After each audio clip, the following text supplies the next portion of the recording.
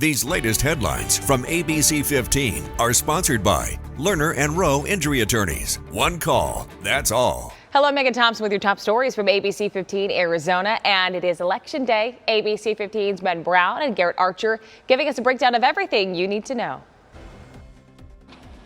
From 6 a.m. to 7 p.m., polls will be open across the state for voters to cast a ballot. But where you live determines where you can vote. While most counties use a voting center model, a few like Pinal, Mojave, and Apache counties are precinct-based. Why we're different in Pinal County is because we're precinct-based. So we need to ensure that people know to go to our website to find their voting location. Also, their sample ballots will have it printed on there. And if you forget to mail in that early ballot, don't worry, you can still vote. Just skip the line and head straight to the drop box.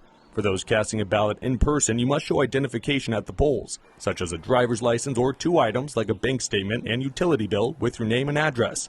And as long as you're in line by 7 p.m., you can vote. During a press briefing last week, Maricopa County officials said they're prepared for a safe and secure election. Over the past year, the Board of Supervisors has invested heavily in elections.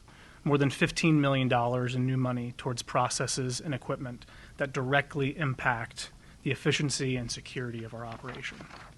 The bottom line, we are well-resourced, well-planned, and well-trained for next Tuesday's primary. For what to expect after the polls close and when election results will drop, here's ABC15 data guru Garrett Archer. If you plan on watching election returns Tuesday night, here is what to expect. Nearly 850,000 early ballots have already been turned in. According to the political campaign firm Uplift, more than half of these are for Republican primary contests, which is pretty typical for Arizona. While we don't know exactly how many Arizonans will end up voting, Sam Almy from Uplift does have a pretty good idea. So I'd expect turnout to be in the low 30%, anywhere from 30 to 33%. So we're probably looking at 1.2, 1.3 million ballots right now.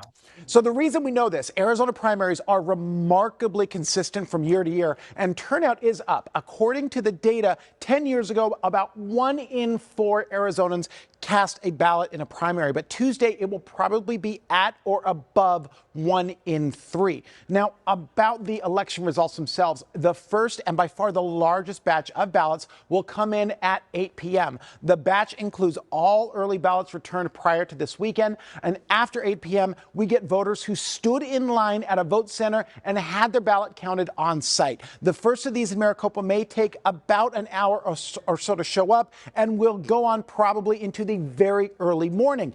In the days following Election Day comes early ballots dropped off at vote centers and provisional ballots. So in summary, for very tight races, it may take until the end of the week to get a clear picture of who wins their party's nominations. For my colleague Ben Brown, I'm Garrett Archer, ABC 15, Arizona. And you can count on our political team to track the results every step of the way. We'll bring you updates live online and are streaming on our website and app. Head to abc15.com/elections for more. Uplifting Arizona, a local theater company, is taking their talents from the stage to a hospital to bring smiles to pediatric patients. For the past 16 years, every week, actors with the Phoenix Theater Company visit Banner Thunderbird to lift spirits, showing sometimes a little joy is just what the doctor ordered.